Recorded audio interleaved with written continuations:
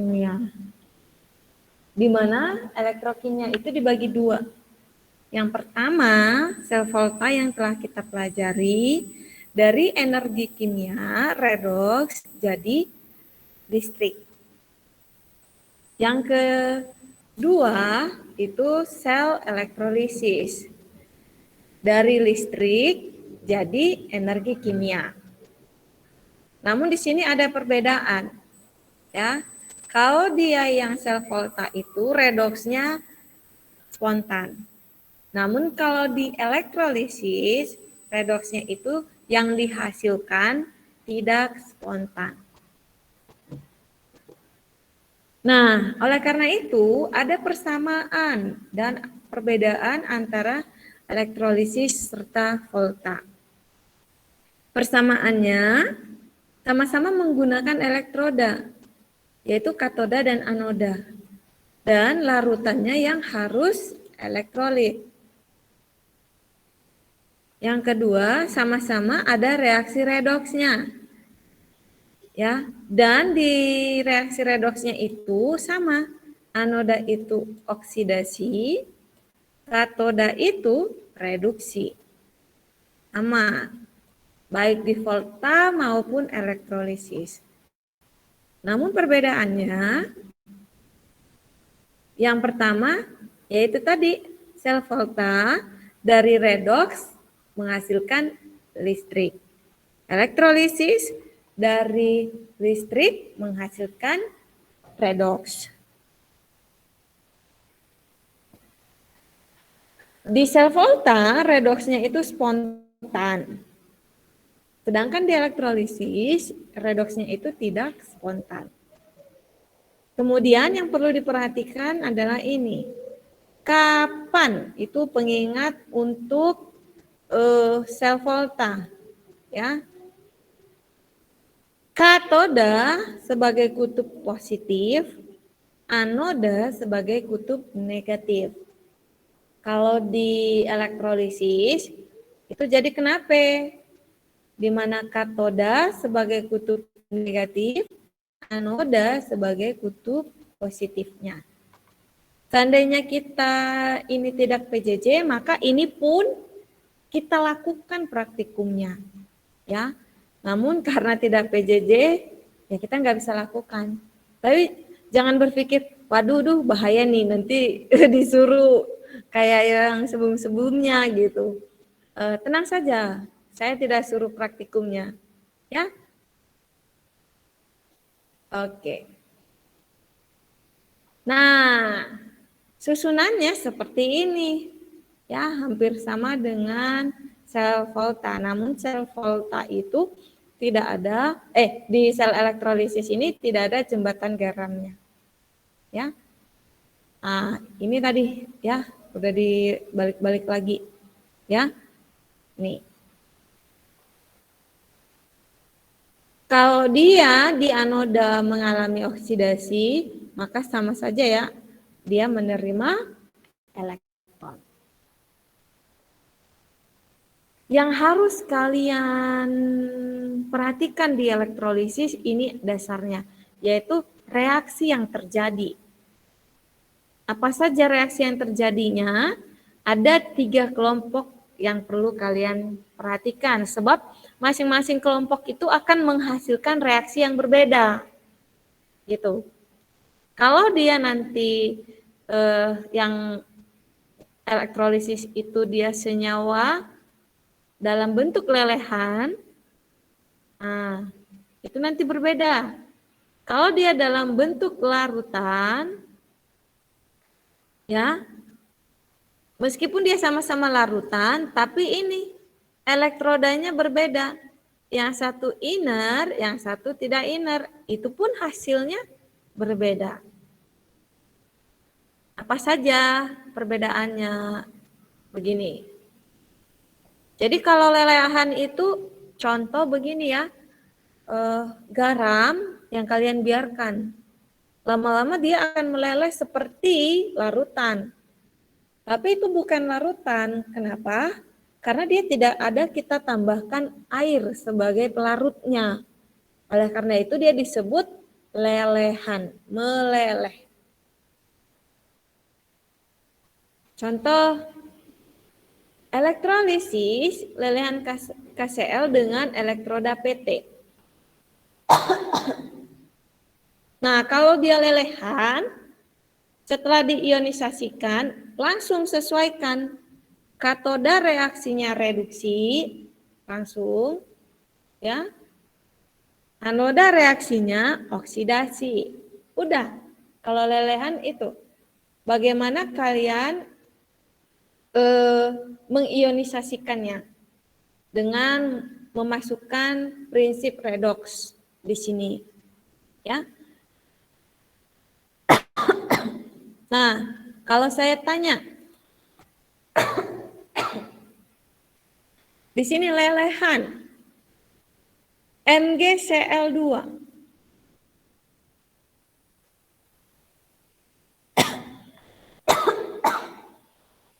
Dengan elektroda PT. Ingat ya, kalau dia lelehan, elektroda ini enggak berpengaruh. Gitu.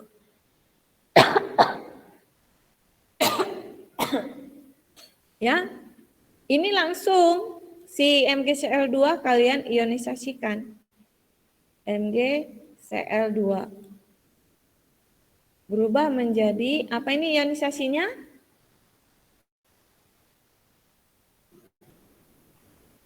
Ayo. Mg+2, 2Cl-, Iya. Bu. Oke, benar. Ini Maximilius, apa sih? Maximilius, apa? Edward, Bu, manggilnya sama, Bu. Oh, susah banget manggil Maximilius. Maximilianus, Bu. Oh, Maximilianus. Ya, benar. Terima kasih ya. Celmin ya, bukan 2 Celmin. Nah, ini langsung. Kalau katoda katanya kan reaksinya reduksi. Ya langsung. Dari Mg+2 menjadi Mg. Kan gitu. Tambah 2 elektron. Ya. Lalu di anoda itu kan terjadi reaksi oksidasi. Langsung masukkan 2 Cl- menjadi Cl2. Tambah 2 elektron. Yang perlu kalian perhatikan di sini, ketika dia berubah di ininya ya, hasilnya. Nah, perhatikan ini, nggak kelihatan ya. Dia anion, diatomik tidak gitu. Nah, itu yang harus diperhatikan. Senyawanya itu diatomik tidak. Ini ya. Diatomik itu ada hidrogen, oksigen, nitrogen, dan golongan 7A, golongan halogen. Sebab apa? Kalau salah nanti melakukan reaksinya hasilnya bisa salah. Oke, jika dia dengan larutan elektrolit, kalian harus perhatikan di katoda itu elektrodanya tidak berpengaruh sama seperti lelehan tadi. Nanti jika dia masuk kategori katodanya golongan 1A, 2A, aluminium ataupun mangan, hasil reaksinya udah otomatis harus seperti ini. Ya. Kalau dia nanti di katodanya merupakan ion hidrogen, reaksinya sudah pasti seperti ini. Gitu. Kalau nanti dia kationnya itu logam lain selain golongan 1A, 2A aluminium mangan, hasilnya akan begini. Contoh logam lain itu Zn. Jadi Zn2+ tambah 2 elektron menjadi Zn. Gitu. Ya. Oke. Kalau dia di anion, nah banyak hal yang harus kalian perhatikan jika dia dalam bentuk anionnya. elektrodanya itu berpengaruh antara dia inner atau tidak. Ini berpengaruh. Tidak seperti di katoda. Jadi anoda itu dibagi menjadi dua. Satu inner, perhatikan di inner itu elektrodanya CPTAU. Ini. Lalu tidak inner. Nah, di inner ini dibagi lagi anionnya. Yang pertama itu kategori sisa asam oksi. Kalau sisa asam oksi, ya, berarti dia reaksinya udah ini otomatis. Nih, itu ya, dari H2O menjadi H plus tambah oksigen. Gitu. Ada unsur H plusnya. Beda lagi kalau dia ion basa, anionnya. Ya, dia akan berubah menjadi OH- menjadi H2O tambah O2. Kalau dia dalam bentuk anionnya itu halogen, ya, ini reaksi yang terjadi. Bagaimana dengan dia elektrodanya tidak inert? Tidak inert ini artinya logam lain. Bisa tadi Zn, bisa Ni, bisa Fe, bisa Sn, bebas. Selain CPTAU. Hasilnya, maka yang akan bereaksi adalah elektrodanya. Itu. Jadi elektrodanya yang kita masukkan hasil reaksinya. Nah, hal yang perlu diperhatikan saat mengerjakan soal nanti, ya, itu bentuk sel elektrolisisnya apa? Larutan K atau lelehan. Yang kedua, reaksi di anodanya tadi apa? Sisa asam oksi, ion OH- atau halida. Gitu. Kemudian jenis elektrodanya, karena berpengaruh di anoda. Ya, innerkah atau tidak inner? Contoh kita ambil. Elektrolisis larutan KCl dengan elektroda PT. Ini larutan, ya. Pertama-tama yang harus dilakukan, kalian ionisasikan ini. KCl menjadi K+ tambah Cl-. Katoda K+. Oke. Cek. Di katoda K+ itu golongan 1A. Maka masuk yang ini hasil reaksinya. Ya. 2H2O tambah 2 elektron menjadi H2 tambah 2 OH-. Ini yang kita masukkan ke katodanya. 2H2O tambah 2 elektron menjadi H2 tambah 2 OH-. Lalu di anodanya Cl-. Dengan kategori elektrodanya ini inner, ya kan? Kita cek. Elektroda inner menggunakan Cl- anionnya. Anoda elektrodanya inner, masuk ke sini. Anionnya masuk ke sini. Jadilah ini. Kita tulislah hasilnya ini. 2 Cl- menjadi Cl2 tambah 2 elektron. Nih, 2 Cl- menjadi Cl2 tambah 2 elektron. Jadi itu langkah urutannya.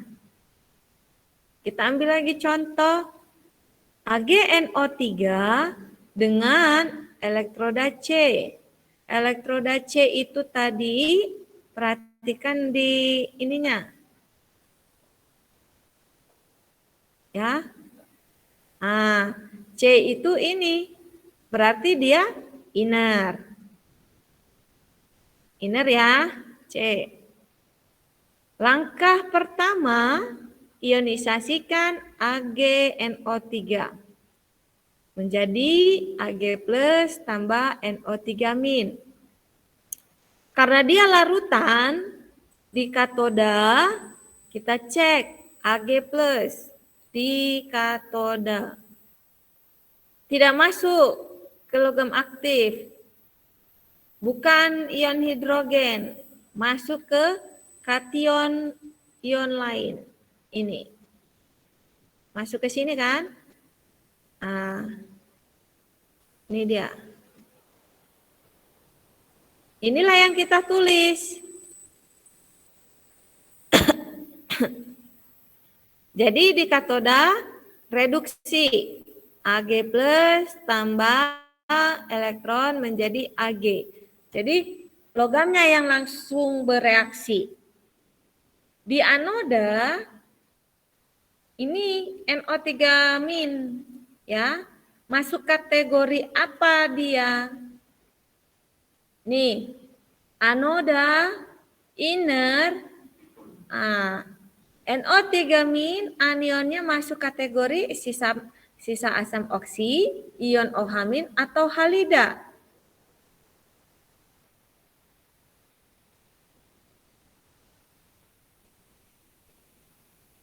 Halo. Halo. Halo, Bu. Iya. Bingung, Bu. Masih bingung, Bu. NO3-. Ya. NO3- itu kan kategori sisa asam oksi, sebab kalau dia dengan H jadi asam nitrat, asam kuat, ya kan? Iya, Bu. Inilah yang dimasukkan. Gitu. Jadi ini kita lebih kepada pengenalan reaksi yang terjadi dulu supaya bisa nanti masuk ke dalam hitungannya. Sebab ketika salah kalian menuliskan reaksinya, hasilnya salah. Sebab mirip-mirip kan? Di sisa asam oksi ada H2O, di ion OH- ada H2O. Gitu. Ini yang kita masukin ya, balik lagi ke sisa asam oksi. Inilah hasil reaksinya. Gitu. Oke, HCl. Pelan-pelan ya. Diionisasikan jadi apa? HCl? H plus Cl-, Bu. Iya. Oke. Perhatikan di katodanya ada H+. Ya. Katodanya H+. Masuk kategori mana? Saya tulis ya. 1, 2, atau 3. H+. 2, Bu. Iya. Karena dia masuk kategori 2, masukkanlah reaksinya ini. 2H+ tambah 2 elektron menjadi H2. Masuk. Ini dia. 2H+ tambah 2 elektron menjadi H2. Di anoda Cl-. Ya, dengan inner. Langkahnya dari sini dulu. Anodanya inner elektrodanya. Anionnya tadi Cl-. Kategori mana? 1, 2, atau 3? 3, Bu. Iya. Kalau kategori 3, maka ini yang dimasukkan. Jadilah dia 2 Cl- menjadi Cl2 tambah 2 elektron. Gitu. Udah mulai menangkap? Bu, Ya? itu teh emang jadi dikali 2 gitu koefisiennya. Enggak, iya, kalau di sini kan sesuai dengan redoxnya. Kalau redoksnya kan seperti redoks juga ini ya. Awalnya kan gini nih.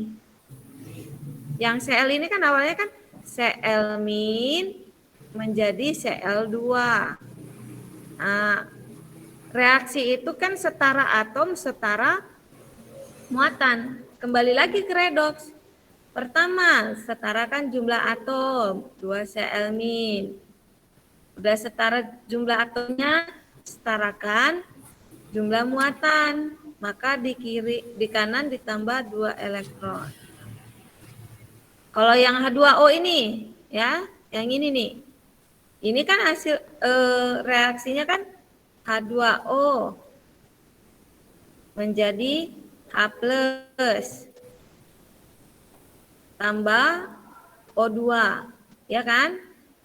Nah, lalu di asam, suasana asam, kan katanya yang kekurangan jumlah atom oksigen itu yang ditambahkan dengan memperhatikan selisih.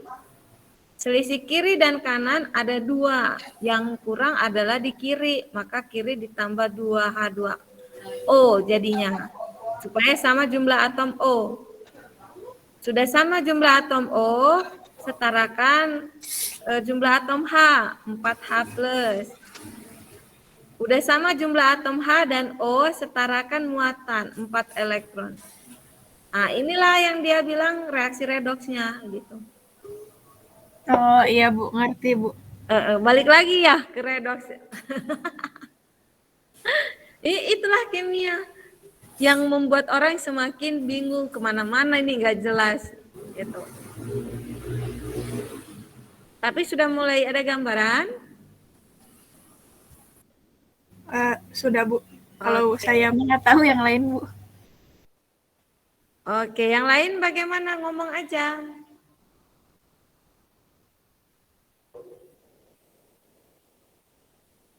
Oke, kita cek yang NaOH, elektroda C. Ya. Kita jabarkan NaOH atau ionisasikan. NaOH menjadi Na+ tambah OH-. Cek di katoda. Na+. Kita lihat Na+ masuk kategori 1, 2, atau 3. Na+. Ayo lu, golongan berapa Na? Iya, berarti kategori 1, ya kan? Inilah yang dimasukkan.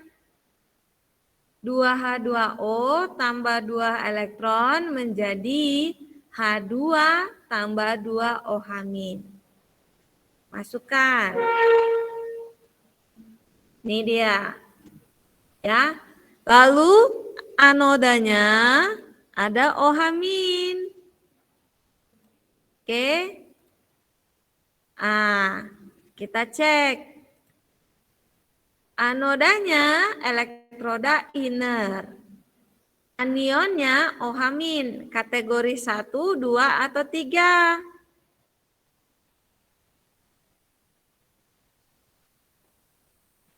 Dua Bu. Iya, maka dimasukkanlah hasil reaksinya yang ini. Gitu. Ya. Masukkan. Tuh. Jadi hasil reaksinya ini. Oke. Meskipun kayak, lu kemana Na-nya, nggak jelas kemana-mana. Ya tapi inilah yang terjadi. Kalau dengan praktikum itu akan sangat terlihat jelas hasil reaksinya ini ya. Oke. Bagaimana? Ada pertanyaan? Kalau saya buat di sini MgSO4. Oke. Maka di katoda hasilnya yang mana? MgSO4 kita pakai kategori 1, 2, atau 3. Di katodanya. 1, Bu. Benar sekali. Lalu di anodanya, kita pakai kategori apa? SO4-2. Kategori 1, 2, atau 3? 1, Bu. Iya, sebab SO4 itu adalah sisa asam oksi dari H2SO4. Gitu ya. Nah, kalau saya bikin lagi H2S. Oke, H2S. Nih, katodanya kategori 1, 2, atau 3?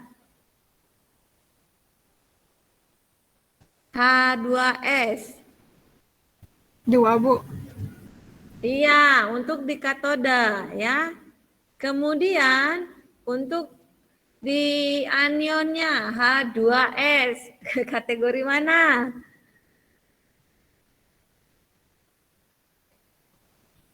Ayo lu. 1, Bu. Hah? 1, bukan, Bu? Yakin. Sisa asam oksi itu ya, kalau dia ada oksigennya, oksigen. S, mana oksigennya sayang? Ayo.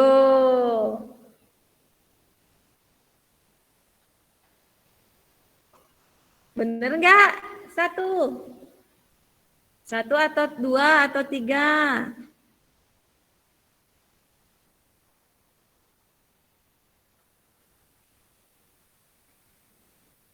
Ayo. 2. Kalau dia 2, kan H2S udah jelas asam. H2S, asam. Tidak inert, bukan, Bu? Tidak inert dari ininya.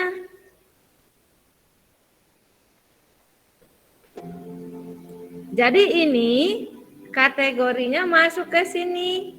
Jadi selain ion halida, ini masuk ke sini. Maka ini jadi S-2 berubah jadi S tambah 2 elektron. Bukan S2 ya, tapi S.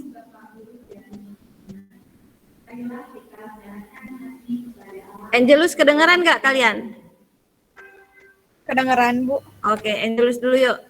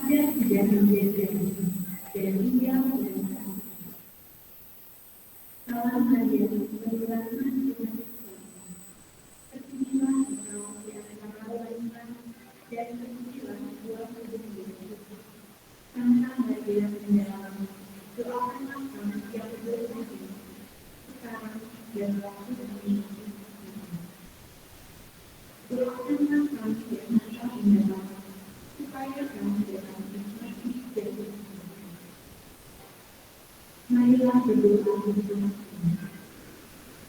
Ya Allah,